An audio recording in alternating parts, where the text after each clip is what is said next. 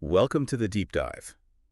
Today, you and I are going to explore a really pivotal section of ancient scripture, Mhm. chapters 21 through 24 of the book of Matthew. Right. These chapters, they mark a crucial turning point in the narrative, wouldn't you say? And absolutely. We see Jesus's dramatic arrival in Jerusalem and then just a rapid sequence of powerful teachings, these direct confrontations with the religious authorities, and, well, some truly significant prophecies about what lies ahead. Exactly.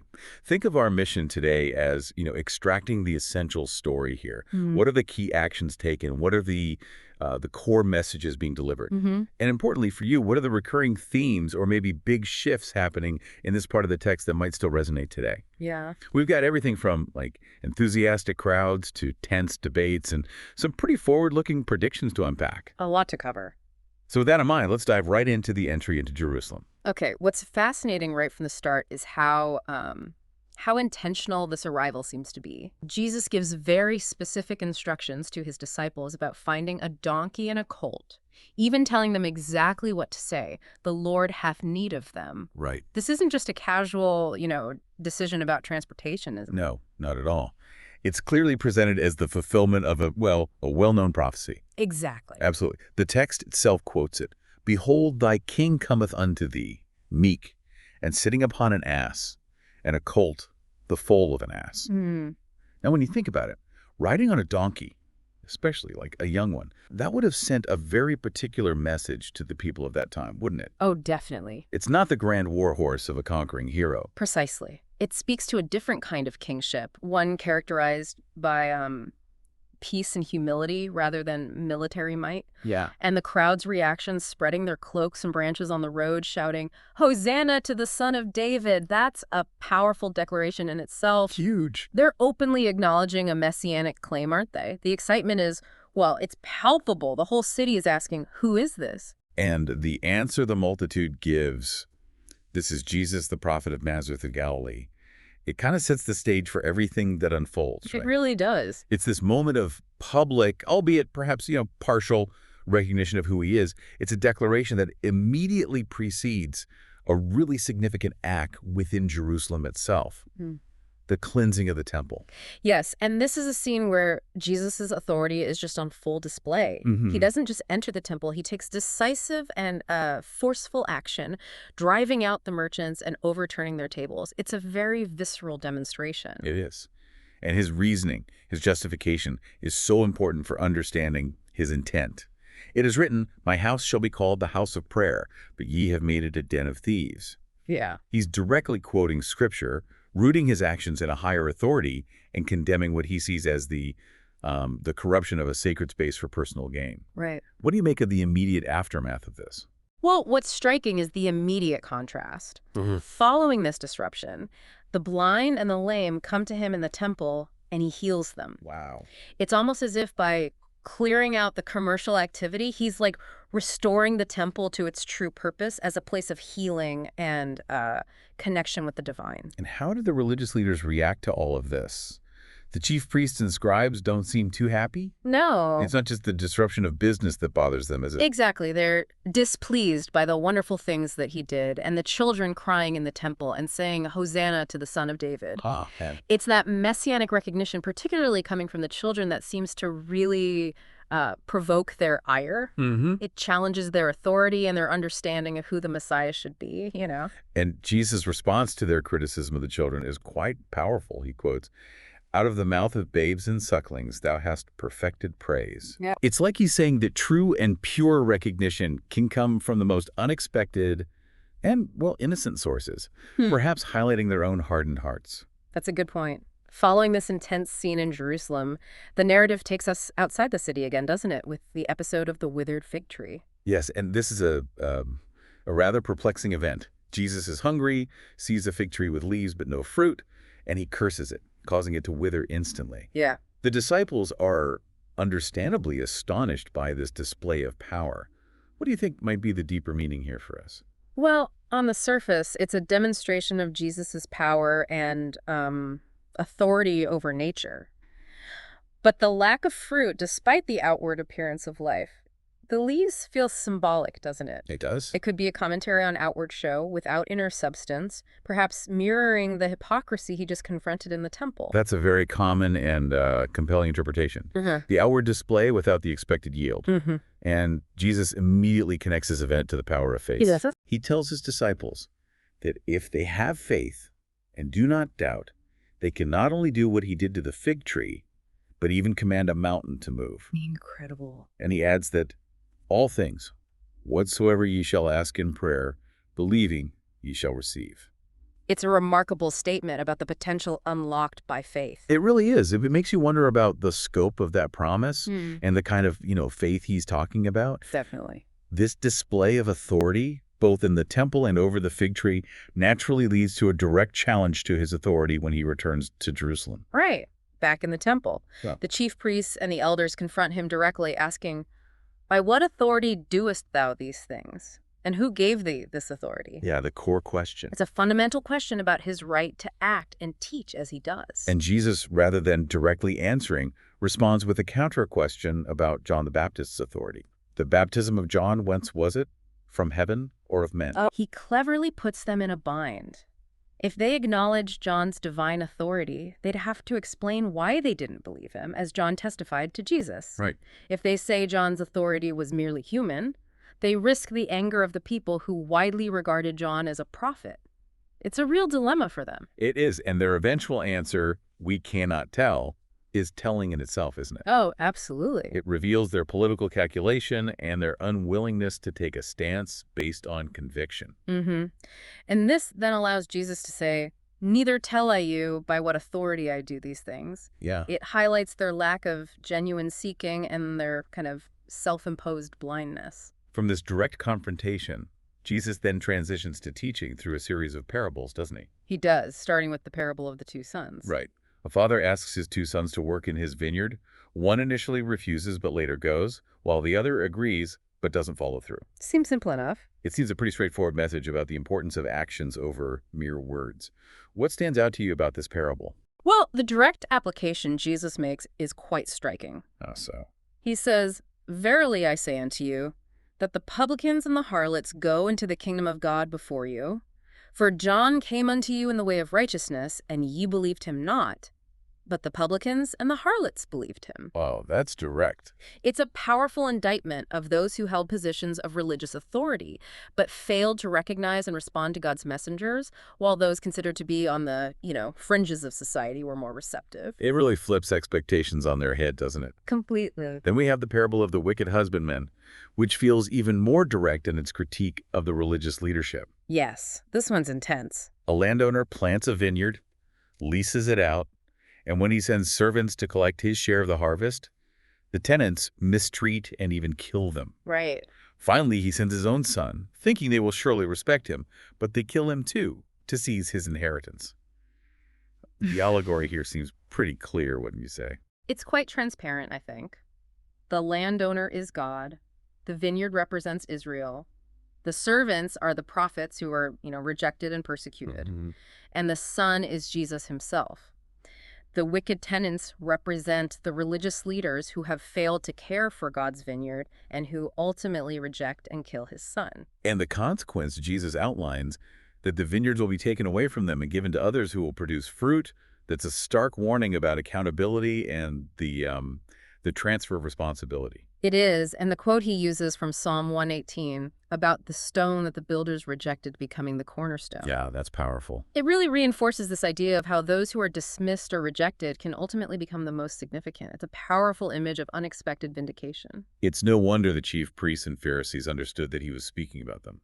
They certainly did. Matthew tells us they perceived that he spake of them. But they were afraid. However, their fear of the crowds, who largely saw Jesus as a prophet, prevented them from taking immediate action against him. Okay. Following this intense parable, Jesus continues his teaching with another one, the parable of the wedding feast. Right. In this one, a king prepares a wedding banquet for his son, but those initially invited make excuses and refuse to come, some even mistreating and killing the king's servants. So the king in anger, sends his servants out to invite everyone they can find, both good and bad, to fill the wedding hall. It seems to broaden the scope of the invitation to the kingdom, doesn't it? It does. The invitation is extended far beyond the initial recipients. However, there's a somewhat unsettling detail at the end, isn't there? The wedding garment bit. Yes, about a guest who isn't wearing a wedding garment and is subsequently cast into outer darkness. What do you make of that element? It introduces this idea that simply accepting the invitation isn't enough. There seems to be a requirement for proper attire. Right. Which has been interpreted in various ways, perhaps as righteousness, a transformed heart, or, a genuine commitment to the kingdom. The parable's conclusion, "For many are called, but few are chosen," definitely gives you pause for thought. It underscores the importance of not just hearing the call, but also responding appropriately and being well prepared. Got it. After these powerful parables, we see the religious leaders shift their tactics again, trying to ensnare Jesus with a tricky question about taxes. Yes, the Pharisees, teaming up with the Herodians, a somewhat unlikely alliance given their differing political views. Right. Strange bedfellows. Try to trap him with the question, is it lawful to give tribute unto Caesar or not? It's a classic double bind. Totally. If he says it is lawful, he risks alienating those who resent Roman rule. If he says it isn't, he could be accused of sedition against Rome. But Jesus, perceiving their malice, asks to see a denarius, a Roman coin used for taxes. Yeah. He then asks whose image and inscription are on it. When they reply, Caesar's, his answer is both brilliant and balanced. Render therefore unto Caesar the things which are Caesar's, and unto God the things that are God's. Just shuts him down. It neatly distinguishes between civic responsibilities and obligations to God, leaving his questioners utterly astonished by his wisdom and evading their trap. It's such a concise and yet profound answer. Next, the Sadducees, who famously denied the resurrection of the dead, take their turn trying to stump him. Ah, yes, their turn. With a rather convoluted hypothetical situation about a woman who, according to the law of Moses, was married to 7 brothers in succession after each one died. Right, the Levirate marriage law. Their question is, whose wife will she be in the resurrection? It sounds more like a riddle than a genuine theological inquiry. Exactly. Their question stems from a misunderstanding of the nature of the resurrection. Jesus clarifies that in the resurrection, things will be different.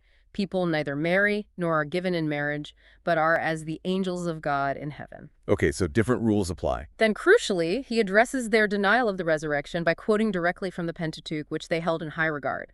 God's declaration to Moses, I am the God of Abraham and the God of Isaac and the God of Jacob. Using their own texts against them. Precisely. Jesus argues that God is the God of the living, not of the dead, thus implying the continued existence and therefore the resurrection of these patriarchs. It's a powerful argument from their own scriptures. It's a really insightful way of engaging with their specific beliefs. We're told the multitude was astonished by his teaching, and it's easy to see why. Following this, a lawyer among the Pharisees tries a slightly different approach, asking him to identify the great commandment in the law. Still testing him. It seems like they're still trying to test him, but perhaps with a more theological question this time. Yes, and Jesus' answer goes right to the heart of the matter. Thou shalt love the Lord thy God with all thy heart and with all thy soul and with all thy mind. This is the first and great commandment. The core. And the second is like unto it, thou shalt love thy neighbor as thyself. On these 2 commandments hang all the law and the prophets. It's a beautiful and comprehensive summary of the entire Old Testament law, distilled into these core principles of love for God and love for neighbor.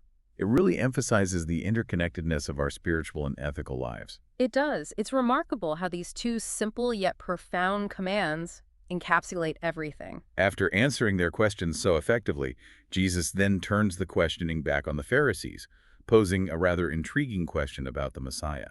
Ah, the tables turn. He asks them, what think ye of Christ? Whose son is he?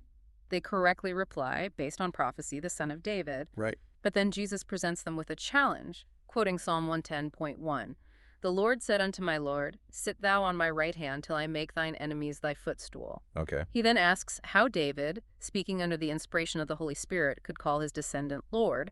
It's a question designed to make them consider the Messiah's divine nature beyond just his earthly lineage. It's a really profound theological point, hinting at the dual nature of the Messiah.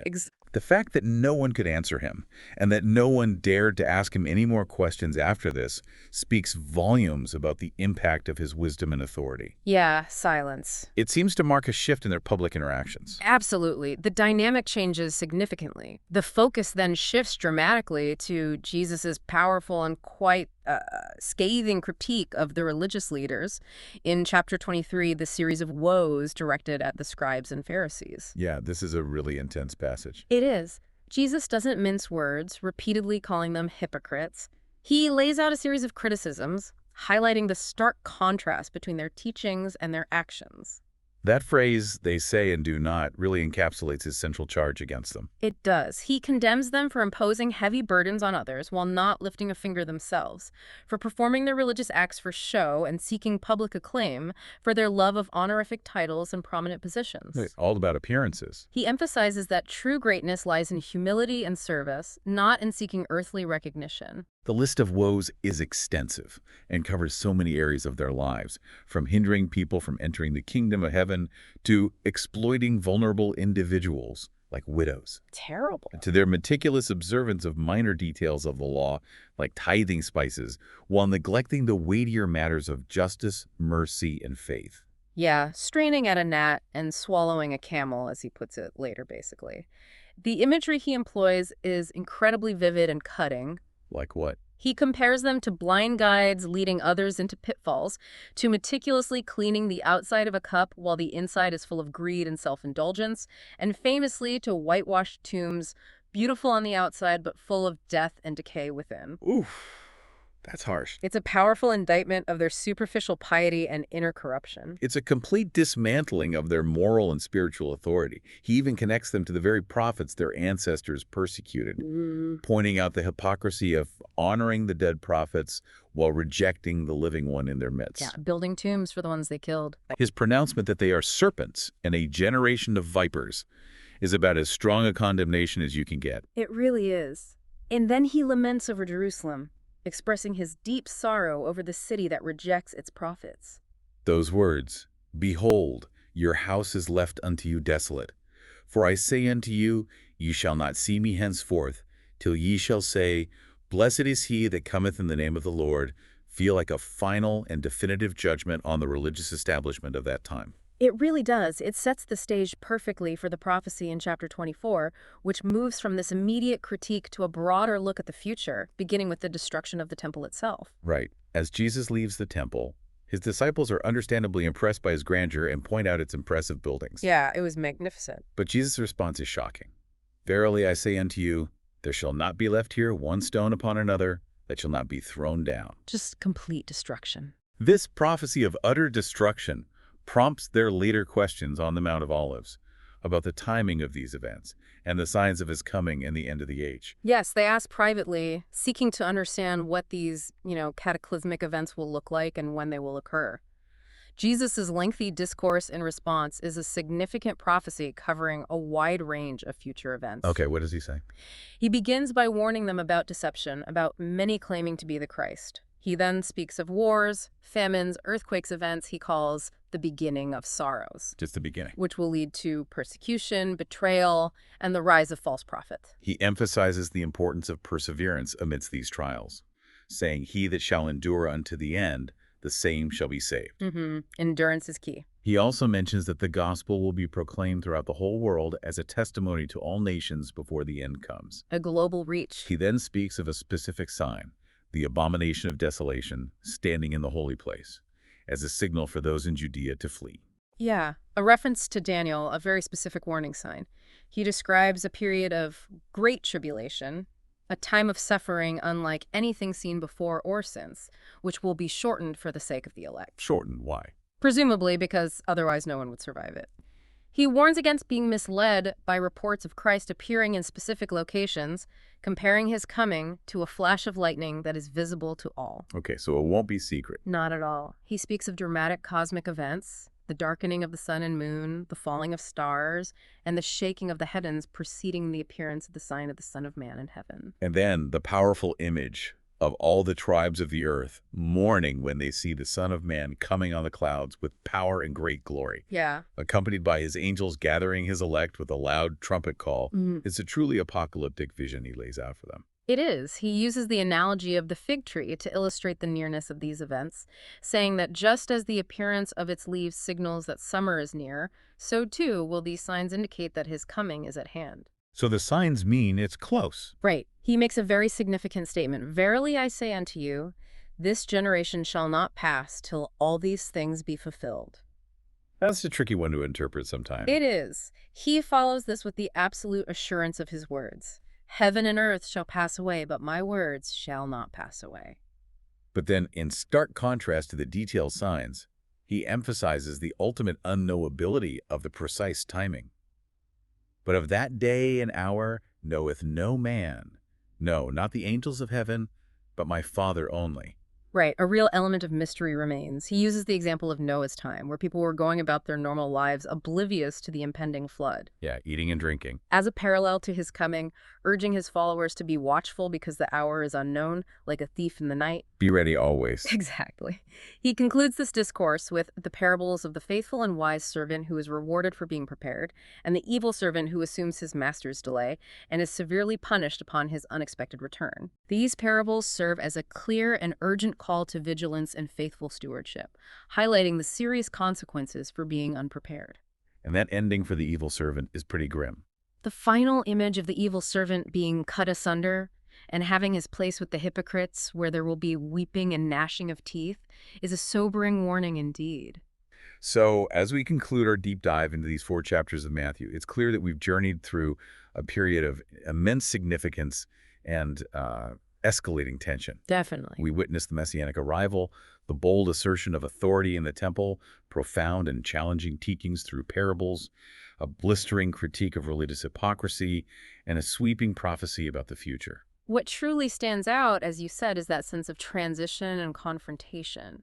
The themes of authority, both divine and human, the critical importance of genuine faith over outward show, the consequences of hypocrisy, and those dramatic glimpses into the future are all powerfully interwoven. Yeah. It really invites you to consider the enduring relevance of these ancient texts. It certainly does leave you with a lot to ponder. Yeah. How do you reconcile the different facets of Jesus presented here? The humble king, the authoritative teacher, the sharp critic, the prophetic visionary. Good question. How do these ancient concerns about hypocrisy and genuine faith play out in our world today? And how do you interpret those powerful prophecies about the end times? Lots to think about. Ultimately, these chapters highlight the enduring tension between the earthly and the divine, the present realities and the future hope. The stark contrasts we've explored between outward piety and inner corruption, between the welcoming crowds and the resistant authorities, continue to resonate and challenge us to reflect on our own lives and understanding. Yeah. What might this deep dive inspire you to explore further on your own?